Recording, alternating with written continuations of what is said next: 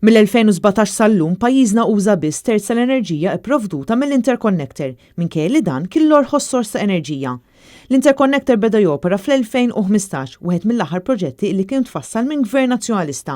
Iżda ma li bdiet l-Electrogas fl-2017 il-konsum mill-interconnector niżel għal 51% u dan kompla jonqos biex fl-2020 pajjiżna kien qed juża biss 22% tal-enerġija ipprovduta mill-interconnector. F'analiżi dettaljata waqt il-programm NetLife il-kelliem tal-Partit Nazzjonalista l-Enerġija Ryan Kalluz spjega eżatt id-daqqa ta' ħarta illi ħa l-interconnector meta beda jopera l-impjant tal-Electrogas. Amma dak il-moment li xelna l-Electrogas, l-interconnector għala daqqa ta' ħarta. U iċ-ċifri jitkellmu waħedhom. Anka fl-istess sena, Robert, ara di, anka fl-istess sena ta' meta bdiet topera l-Electrogas.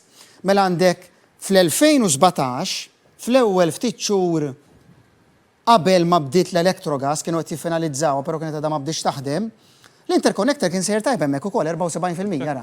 Però mal-mument li f'nofs dik is-sena xelna l-Electrogas, waqajna biex l-użu waqajni għal 41%. Dan kollu approva ċara ta' kemm il-poplu Malti ħallas miljuni ta' euro aktar f'kontijiet ta' dawl u l-ilma minħabba li pajjiżna intrabat illi jixtri bil-fors mill-Electrogas, illi mhuwiex l-irħas sors ta' enerġija.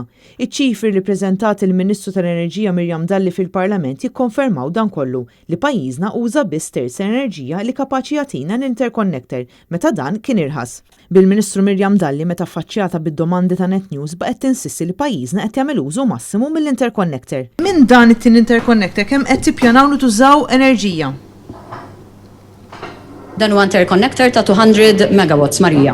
Iġvi se tużaw full capacity? Bħal ma nużaw mill-sorsi l-oħra, qegħdin naċċertaw ruħna li nagħmlu l-użu massimu tal-sorsi kollha li għandna differenti. U mill-ewwel interconnector kemm tkun qed tużaw? Interconnector ta' 200 megawatts kif spjegajtlek kif nagħmlu mill-interconnector li għandna bħalissa u kif nagħmlu mill-sorsi l-oħra li għandna. L-interconnector dejjem tal-pajjiżna li rħas prezzijiet ta' enerġija finijiet partikolari bl-użu tiegħu limitat mill-kundizzjoni ta' take or pay ta' 70% tal-enerġija ġġenerata mill-Electrogas li Gvern Laburista rabatna magħha għal 18-il sena. Fil-fatt l-Awditur Ġenerali kien sab li fuq medda ta' 6 xhur l-interconnector ma kienx utilizzat kemm mixtieq fl-interess nazzjonali sabiex spiċċajna ħallasna 10 miljun euro aktar għax konna marbutin inixxu mill-Electrogas meta l-interconnector kien irħas.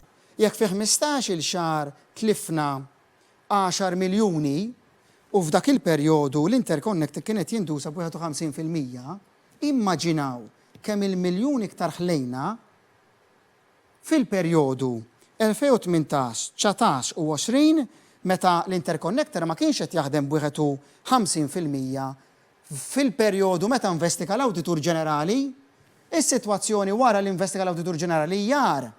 Għaliex il-potenzjal tal-interconnector ħafna inqas użajnieh. Marja Frankalanza għan Net News.